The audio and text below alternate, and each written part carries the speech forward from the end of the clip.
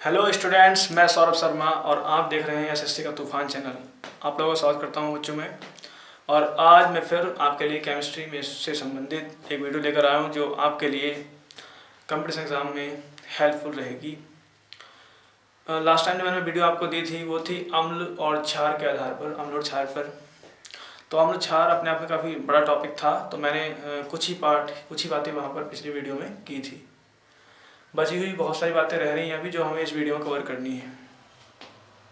ठीक है, may be जो एसिड बेस का फुल जो कॉन्सेप्ट है वो इसमें कंप्लीट ना हो पाए, तो हम एक पार्ट और बनाएंगे इसके लिए। तो आज जो है ये एसिड बेस टॉपिक का सेकंड पार्ट वाला वीडियो है। ठीक है, आज कोशिश करेंगे कि जो है इसमें हम सारी चीज़ें कवर कर लें। कल हमने लास्ट टाइम जो है हमने क्षार क्या होते थे ये जाना, उनकी पुरानी परिभाषाएं क्या थी और अब नई परिभाषाएं क्या हैं ये भी जाना, और उसके नोट्स भी बनाए हमने। साथ ही साथ हमने उनके एग्जाम्पल्स लिए। ठीक है, और सूचक क्या होते हैं उनके बारे में बातें की, लेकिन उनके नोट्स नहीं बनाए थे हमने। आज हम उसके नोट्स भी बनाएंगे। ठीक है, तो हमने कल अम्ल क्षार की परिभाषा देते हुए हमने अम्ल क्षार की पुरानी परिभाषा दी पहले आपको, और फिर उसके बाद जो नई परिभाषा आर्यन सिद्धांत के अनुसार है वो हमने अम्ल की दी थी आपको। अब क्षार की रह गई थी, तो हम क्षार की परिभाषा से स्टार्ट करते हैं। देखिए, आर्यन के सिद्धांतानुसार, ठीक है, ऐसा पदार्थ जो जलीय विलयन में OH ऋणायन देता है, जो जलीय विलयन में केवल OH ऋणायन देता है वो क्षार कहलाता है। ठीक है, वो क्षार कहलाता है। देखिए,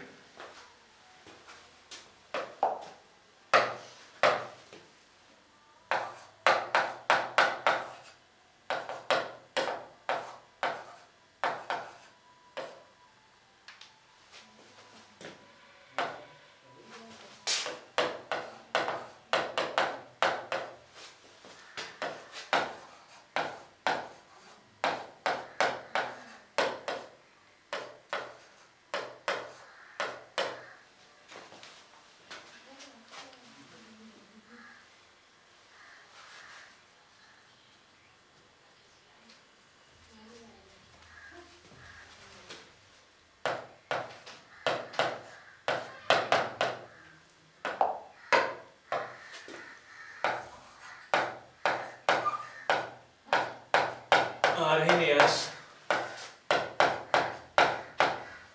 सिद्धांतानुसार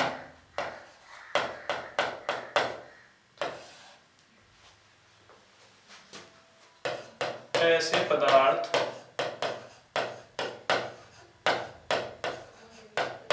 जो जलीय विलयन में OH ऋणायन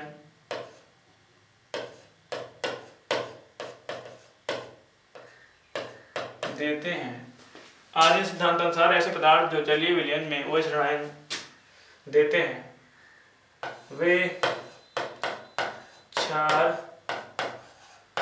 कहलाते हैं।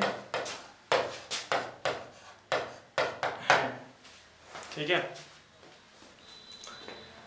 आर्यन सिद्धांत के अनुसार जो पदार्थ, ठीक है, जो भी पदार्थ जलीय विलयन में OH नेगेटिव आयन प्रोड्यूस करते हैं या देते हैं वो कहलाते हैं क्षार। जैसे एग्जांपल्स NaOH, KOH, ठीक है, COH ट्वाइस, MgOH ट्वाइस। देखिए,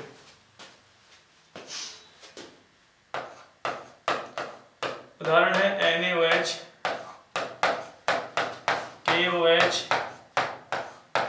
CaOH ट्वाइस और MgOH twice. NaOH, KOH, CaOH twice और MgOH ट्वाइस। ठीक है, sodium hydroxide, potassium hydroxide, calcium hydroxide और मैग्नीशियम हाइड्रोक्साइड, इसको मिल्क ऑफ मैग्नीशिया भी कहते हैं। ये एक एंटासिड के रूप में, एंटासिड के रूप में प्रयोग आता है। जब भी किसी को एसिडिटी वगैरह होती है तो डॉक्टर्स इसको रिकमेंड करते हैं। ये एक तरह से एज ए मेडिसिन यूज़ की जाती है इन एसिडिटी। तो देखिए ये वो उदाहरण है जो क्षार के हैं, और क्षार कैसे जल में घोलने पर यानी जलीय विलयन बनाने पर आयन प्रोड्यूस करता है वो देखते हैं। तो देखिए NaOH को जब जल में घोल दिया, ठीक है, तो क्या हो गया, जलीय विलयन बन गया। भाई जल में इसको घोला, जलीय विलयन बन गया, तो तब ये अपने आयन में टूटा, तो यहाँ से प्रोड्यूस हुआ Na+ और OH नेगेटिव, जो ये क्या है, OH ऋण आयन है, हाइड्रोक्साइड ऋण आयन, हाइड्रोक्साइड आयन, ठीक है। ऐसा ही अपना KOH होगा, जैसे इसको H में घोला, H2 यानी जल में घोला, H2 क्या होता है, जल में घोला, तो इसने भी K+ और OH नेगेटिव प्रोड्यूस किए, यानी कि 2 आयन दिए, एक धनायन एक ऋणायन। तो ऋणायन जो यहाँ पर है OH नेगेटिव, बस वही क्या है हमारा हाइड्रोक्साइड आयन, जो कि ये जानकारी दे रहा है, क्योंकि ये सूचना दे रहा है कि KOH क्या है, एक क्षार है, ठीक है। जनरली अगर फॉर्मूले में आप लिखा देखो कि OH आ रहा है तो क्षार ही है ना, लेकिन कभी कभी कुछ कन्फ्यूजन भी हो जाता है, वहाँ पर OH दिखाई देता है लेकिन एक्चुअली वहाँ पर वो क्षार नहीं होता, अम्ल होता है। जैसे आपको मैं दिखाऊँ CH3COOH, अब आपको यहाँ OH दिखाई दे रहा होगा, ठीक है, मुझे भी टाइप दिखाई दे रहा है, प्रॉब्लम आ रही है यहाँ पर। तो ये बेसिकली क्या है, ये अम्ल है, ठीक है, वो क्षार है। तो फिर क्या ये सही पहचान है कि OH देखना हमें, नहीं, ये सही पहचान नहीं है, ये हमें याद होना चाहिए कि कौन अम्ल है कौन क्षार है। ये एसिटिक एसिड है, ठीक है, और ये एसिटिक एसिड है, तो ये H प्रोड्यूस करेगा, ये अम्ल है, H प्रोड्यूस करेगा H+, ठीक है, OH नेगेटिव नहीं करेगा क्योंकि क्षार नहीं है ये, ठीक है। तो ये क्षार है, तो इनका गुण है ये OH निकालने का, और जो अम्ल थे हमने कल पढ़ाए थे उनका गुण है H+ निकालने का, ठीक है। तो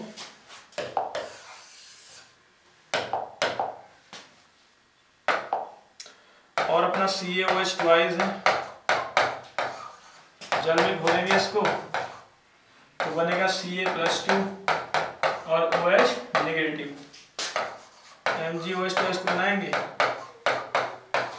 जल में घोलेंगे तो Mg+2 बनेगा और OH ऋण आयन बनेगा, ठीक है। तो ये इस तरह से जो जल में घोलने पर OH ऋण आयन यानी कि OH नेगेटिव आयन प्रोड्यूस करता है, और फिर ये इसी वजह से, इसी कारण से क्या कहलाता है, क्षार कहलाता है, ठीक है। तो ये होगी क्षार की बात। चलिए अब एक बात और आती है पर क्षारक, तो ये तो क्षार है, फिर क्षारक क्या होते हैं, ठीक है, एल्कली बोल देते हैं, क्या बोलते हैं इसमें, एल्कली। क्षारक मैं बताऊं आपको,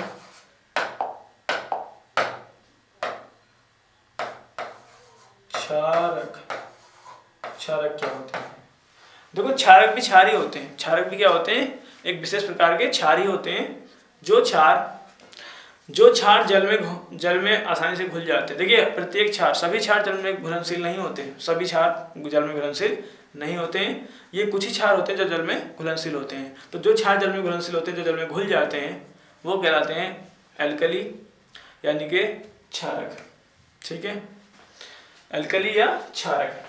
तो मैं लिख देता हूँ यहाँ पर, वे क्षार जो जल में घुलनशील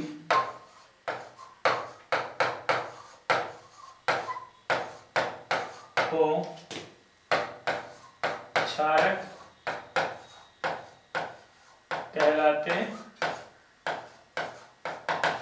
ठीक है। वे क्षार जो जल में घुलनशील हो क्षारक कहलाते हैं। उदाहरण ले लीजिए, उदाहरण क्या है, उदाहरण है भाई NaOH, ये घुल जाता है, घुलनशील है। KOH पोटेशियम, ठीक है, CaOH ट्वाइस। आप हल्का सा आइडिया दे सकते हैं कि जो प्रबल वाले होते हैं, प्रबल वाले क्षार, बस वही घुलनशील होते हैं, ठीक है। वैसे ये डेफिनेशन तो नहीं है, लेकिन आप याद करने के हिसाब से आइडिया दे सकते हैं, क्योंकि जो प्रबल क्षार की हम बात करने वाले हैं उसमें हम ये एग्जाम्पल देने वाले हैं, ठीक है। और ये एग्जाम्पल हमने यहाँ लिए हैं क्षारक में, तो दोनों की मैं कॉमन बात है इसलिए बता रहा हूँ, ठीक है। NaOH, KOH और CaOH क्या होते हैं, जल में विलय होते हैं, घुलनशील होते हैं, इसलिए क्षार के साथ साथ क्षारक कहलाते हैं। विशेष गुण क्या आ गया इनके अंदर, तो ये क्षारक कहलाते हैं। चलिए आप इसको नोट डाउन करें, फिर अगली बात करते हैं इससे आगे, है ना। चलिए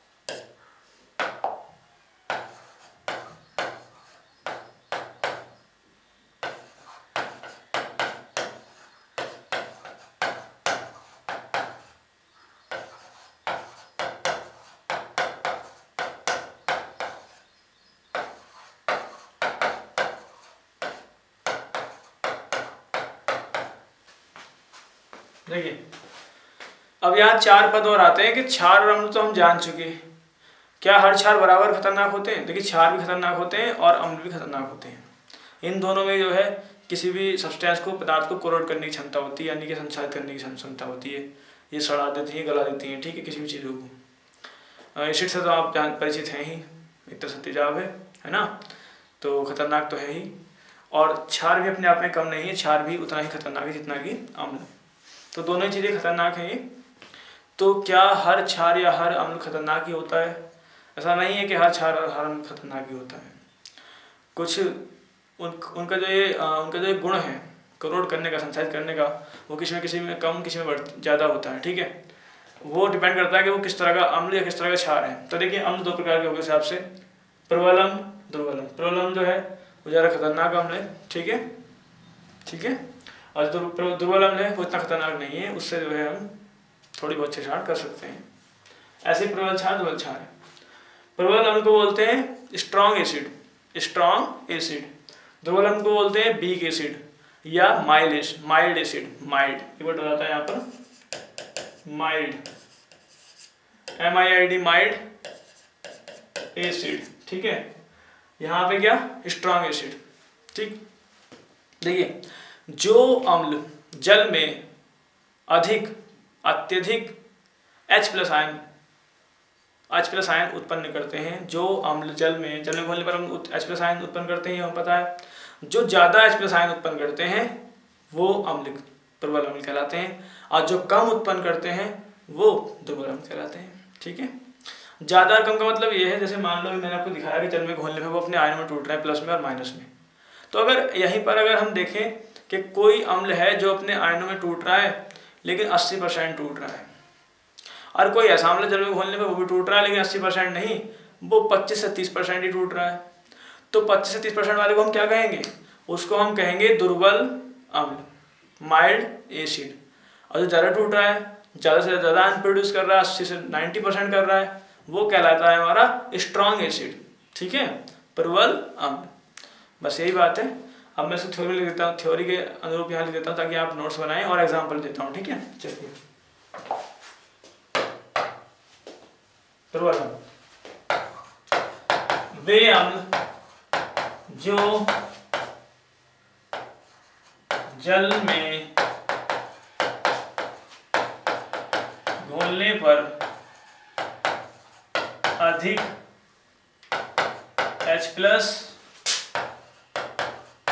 आयन देते हैं, ठीक है। प्रबल अम्ल कौन होते हैं? वे अम्ल जो जल में घोलने पर अधिक H+ आयन देते हैं। उदाहरण लिख लीजिए। उदाहरण मैं आपको थोड़ा डिफरेंट कलर से देता हूँ, ठीक है। उदाहरण है बच्चों,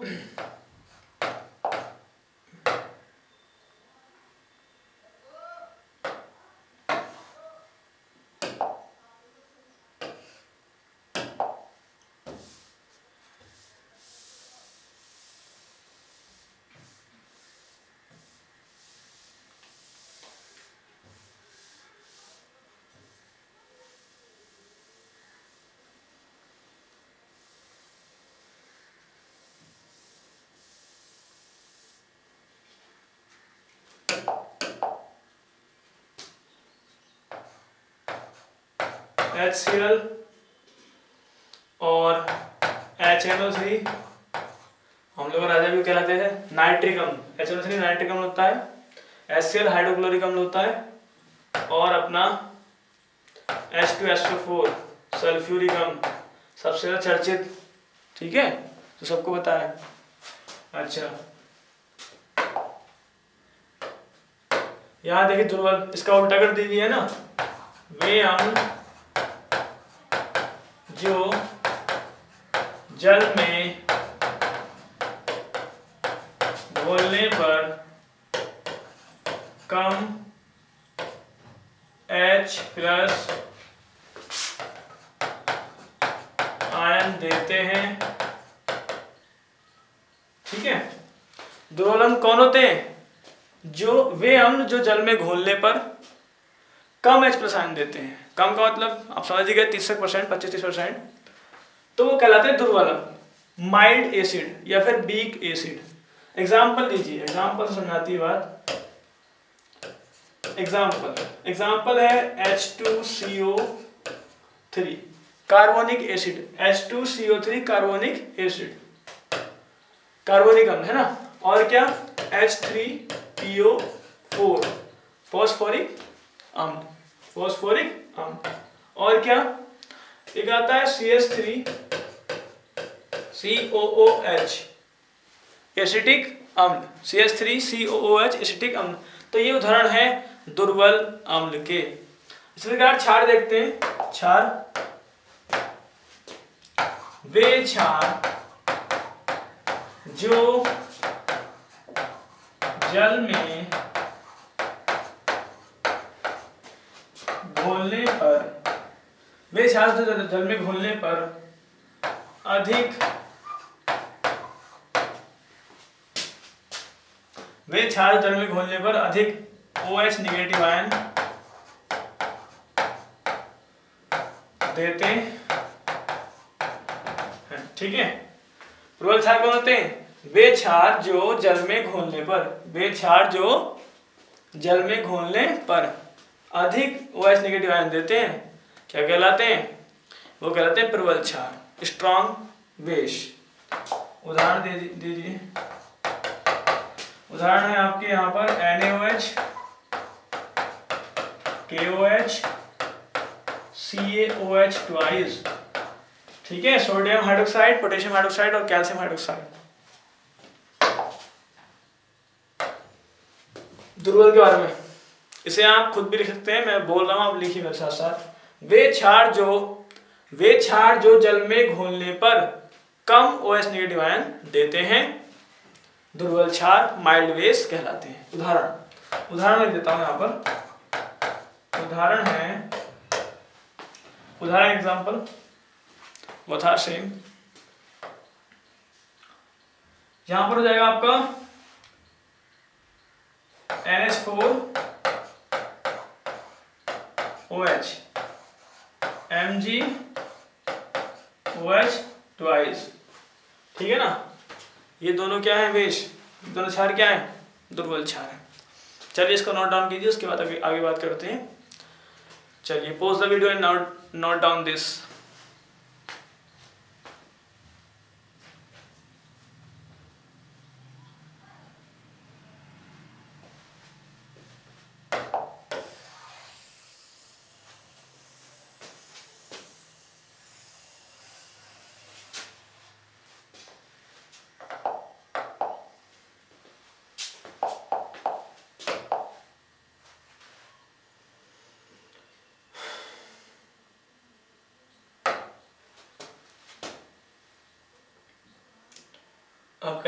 अब देखते हैं अम्ल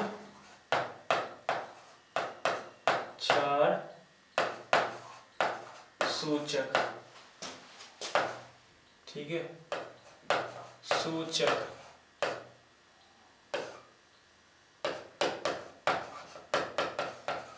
इंडिकेटर्स, ठीक है। अब देखिए अम्ल क्षार क्या है, दुर्बल क्या होते हैं, प्रबल क्या होते हैं, है ना, किस तरह से वो H+ आयन प्रोड्यूस करते हैं, उनके एग्जांपल्स क्या हैं, ठीक है। ये सब बातें हो चुकी हैं। अब उसके बाद आती है बात कि अम्ल क्षार अगर पदार्थ हैं तो उनकी पहचान कैसे की जाए। देखिए पदार्थ जो प्रकृति में हैं, ठीक है, तो उन्हें 3 भागों में बांटा गया है, अम्ल क्षार या लवण, वो 3 ही हो सकते हैं, ठीक। या तो अम्ल होंगे या क्षार होंगे या लवण। अगर कार्बनिक अकार्बनिक रसायन की बात हो रही है तो 3 प्रकार के पदार्थ हो सकते हैं, ठीक है। अब लवण की तो खैर हम यहाँ बात नहीं कर रहे हैं, हम किसी और वीडियो में उसकी बात करेंगे। तो अम्ल क्षार की यहाँ बात कर रहे हैं। अब अगर अम्ल क्षार है तो कौन सा पदार्थ अम्ल है, कौन सा क्षार है, हम कैसे पता लगाएंगे? एक तो हम टेस्ट से पता लगा लेंगे, है ना, कल हमने बात की थी इस बारे में लास्ट वीडियो में, कि हम टेस्ट से पता लगा लेंगे कौन अम्ल है और कौन क्षार है। जो क्षार है वो कड़वे से खशीले होते हैं और जो अम्ल है वो खट्टे होते हैं, ठीक है। लेकिन अगर कहीं खट्टा और ये दोनों स्वाद जो बता रहा हूँ अगर ये ना हमें महसूस हो तो फिर क्या करें, है ना। तो उसके लिए मैंने परिभाषा बताई थी आपको कि OH नेगेटिव आयन देते जल में घोलने पर, ठीक है, वो भी परिभाषा होगी। तो वो भी प्रैक्टिकल परिभाषा नहीं है हमारे लिए, मतलब हमारे लिए इतना संभव नहीं, इतना पॉसिबल नहीं है कि हम उसे जल्दी से जान पाए, है ना। उससे तो टेस्ट करना ही आसान रहेगा। तो फिर यहाँ पर आते हैं कुछ सूचक। सूचक क्या मतलब, सूचक भी कुछ ऐसे पदार्थ ऐसे यौगिक होते हैं, ऐसे यौगिक या विलयन होते हैं, मतलब वो पदार्थ ही हैं, वो यौगिक या विलयन के रूप में हो सकते हैं जो किसी पदार्थ के अम्ल होने की या क्षार होने की सूचना प्रदान करते हैं। कोई अभिक्रिया अम्लीय है, क्षारीय है, उसकी सूचना प्रदान करते हैं। जैसा एग्जाम्पल है लिटमस पेपर। लिटमस पेपर हर जो है कॉलेज स्कूल में जो लैब वगैरह हैं, केमिकल लैब हैं, उन सब में वो अवेलेबल होता है, उपलब्ध होता है। तो वहाँ पर दो तरह के जो है पेपर्स होते हैं, एक तो जो है रेड लिटमस पेपर और एक ब्लू लिटमस पेपर। रेड होता है क्षार को आइडेंटिफाई करने के लिए, और जो ब्लू होता है वो अम्ल को आइडेंटिफाई करने के लिए होता है। ठीक है, हम अगर लाल लिटमस पेपर को क्षार में डालते हैं तो वो नीला हो जाता है, और नीले लिटमस पेपर को अगर हम अम्ल में डालते हैं तो वो लाल हो जाता है। ये इस तरह से पहचान देता है हमें। तो ये एक जो है एक सूचक हो गया, क्योंकि हमें एक सूचना दे रहा है कौन अम्ल कौन क्षार है। तो ऐसे सूचक और बहुत सारे हैं, हल्दी भी एक सूचक है। ठीक है, और साथ ही साथ जो है वनीला, लौंग का तेल, प्याज, ठीक है, और मेथिल ऑरेंज, फिनोलेप्थलीन, है ना, बहुत सारे हैं सूचक, ये सूचक होते हैं। ठीक है, अब सूचकों को भी 3 भागों में बांटा गया है, 2 भागों में बांटा गया है, एक तो प्राकृतिक है और एक क्या है, एक है प्राकृतिक और एक है संश्लेषित, मतलब मानव निर्मित, कृत्रिम। ठीक है, जो लेबोरेटरी वगैरह प्रिपेयर किए जाते हैं, तैयार किए जाते हैं, और एक प्रकृति के द्वारा हमें प्राप्त होते हैं, तो प्राकृतिक होते हैं। ठीक है, जैसे देखिए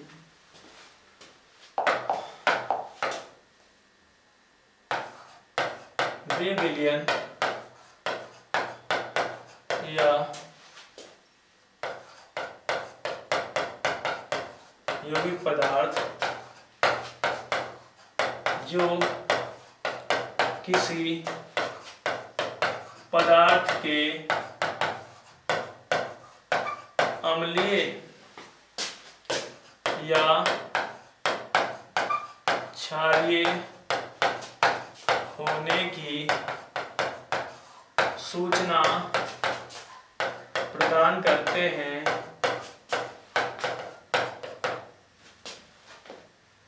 सूचक कहलाते हैं।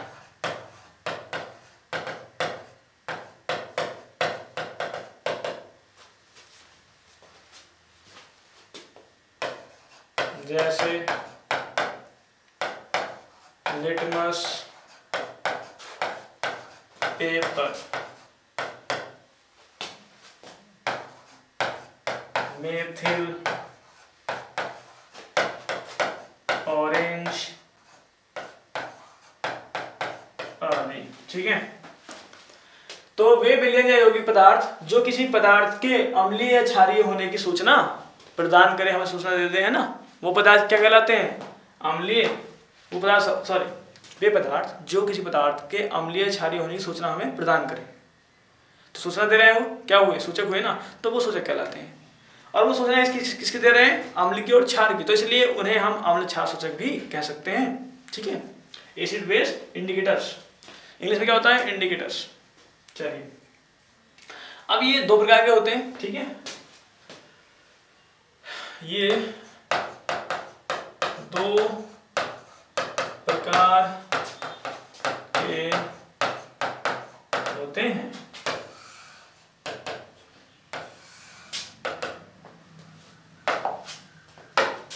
देखिए, एक तो है प्राकृतिक,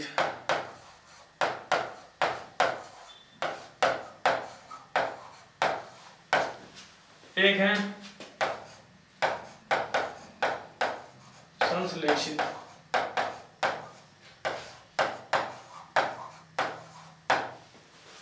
देखिए, एक तो प्राकृतिक सूचक होते हैं और एक संश्लेषित सूचक होते हैं। संश्लेषित का मतलब है आर्टिफिशियल, लेबोरेटरी में, ठीक है, लेबोरेटरी में तैयार किए गए, प्रयोगशाला में तैयार किए गए, मानव निर्मित। और प्रकृति जो प्रकृति में हमें प्राप्त हो। ठीक है, तो 2 प्रकार के इंडिकेटर्स होते हैं।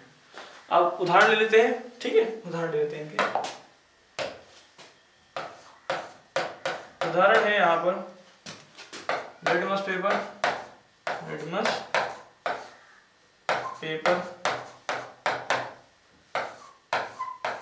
हल्दी,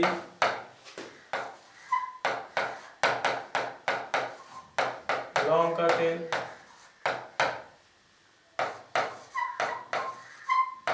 प्याज, इधर मेथिल ऑरेंज,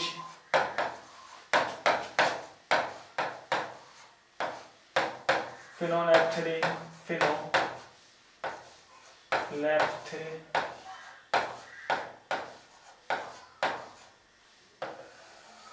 ठीक है। देखिए उदाहरण है लिटमस पेपर, हल्दी, लौंग का तेल, प्याज वगैरह, ये सब क्या है? प्रकृति की देन, प्रकृति में प्राप्त हुए हमें, तो ये है प्राकृतिक सूचक। और वो क्या है? मेथिल ऑरेंज, फिनोलेप्थेलिन, वो क्या है? संश्लेषित सूचक। ठीक है, तो ये है सूचक। चलिए इनको नोट कर लीजिए, उसके बाद हम आगे बढ़ते हैं। ठीक है, जैसे आपको बताया कि जो है लिटमस पेपर जो है ये कलर देता है नीला और लाल, मैंने बताया आपको। वैसे ही जो है अपना हल्दी का भी अपना रोल है। हल्दी जैसे कपड़ों ले जाती है, हमने देखा होगा, तो धोने के उपरांत क्या होता है, जहाँ हल्दी लगती है पीले कलर की, वहाँ लाल भूरा कलर हो जाता है। ठीक है, वहाँ धोने पर लाल भूरा कलर हो जाता है, क्योंकि धोने पर जो साबुन यूज़ करते हैं वो क्षार होता है, और क्षार से मिलने पर ही हल्दी क्या कर देती है? रंग बदलती है, लाल भूरा कलर कर देती है। तो यानी कि ये भी एक सूचना देता है कि साबुन में क्या है? क्षार है। ठीक है, सूचक हो। ऊपर से लौंग का तेल है, फिर लौंग का तेल जो है और प्याज जो है, ये अपनी गंध के द्वारा, जो इनमें गंध आती है, स्मेल आती है, उसके द्वारा ये हमें सूचना प्रदान करते हैं कि कौन पदार्थ अम्लीय, कौन क्षारीय है। जैसे प्याज है, प्याज को NaOH जो कि क्षार है, उस अगर प्याज के टुकड़ों पर NaOH डाला जाए, NaOH क्षार, तो प्याज की जो गंध है वो खत्म हो जाती है, प्याज में कोई गंध स्मेल नहीं आती। और अगर उसी के स्थान पर कोई एसिड डाला जाए, HCl वगैरह, तो उसकी गंध पहचानी जा सकती है कि हाँ ये प्याज ही है। ठीक है, तो इसका मतलब ये भी सूचना दे रहा है हमें गंध के माध्यम से कि अम्लीय कौन है और क्षारीय कौन है। ठीक है, तो ये हो गए अपने सूचक। ठीक है, चलिए इसको आप नोट डाउन कीजिए और उसके बाद आगे बढ़ते हैं।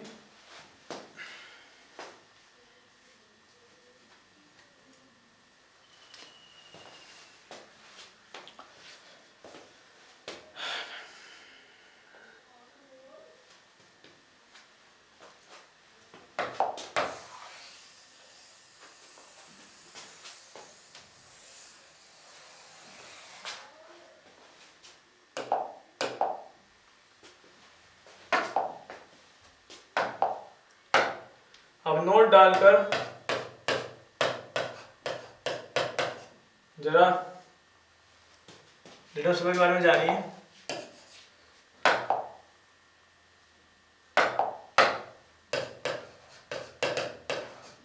लिटमस पेपर, थोड़ा सा इसके बारे में जानते हैं, लिटमस पेपर है क्या। तो देखिए लिटमस पेपर जो है वो लिटमस विलियन जो कि बैंगनी रंग का होता है, एक रंजक होता है। लिटमस विलियन एक बैंगनी रंग का रंजक होता है, रंग होता है। ठीक है, बैंगनी रंग का विलियन के रूप में होता है, और वो प्राप्त किया जाता है थैलाफाइटा। ठीक है, थैलेफाइटा समूह के लाइकेन पौधे से। थैलेफाइटा समूह के लाइकेन पौधा होता है, उससे जो है वो विलियन प्राप्त किया जाता है। उससे उसका रंग बैंगनी होता है, तो उसमें ना तो कोई अम्लीय ना कोई क्षारीय कोई गुण नहीं होता। बाद में उसको अपने अनुरूप अम्ल क्षार की जांच करने के लिए तैयार किया जाता है। ठीक है, पेपर बनाए जाते हैं उसके, जिससे जो है अम्ल और क्षार की को आइडेंटिफाई किया जाए, कि को जाना जाए, है ना, पहचाना जाए। ठीक है, तो चलिए इस बार में एक लाइन देता हूँ मैं, ताकि आपको याद रहे।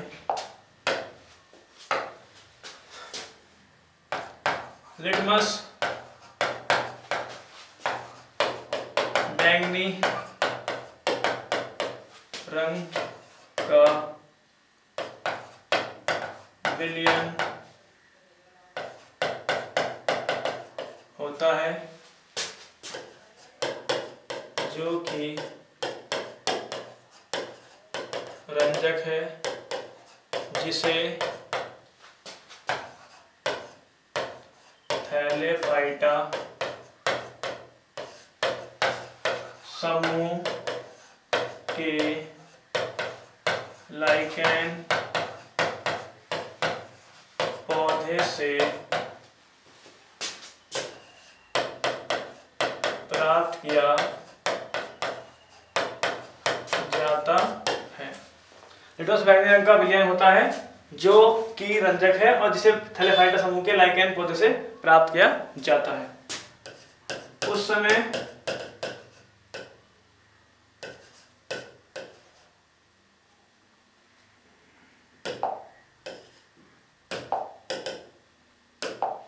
उस समय यह बैंगनी रंग का होता है और इसमें कोई भी अम्लीय या क्षारीय गुण नहीं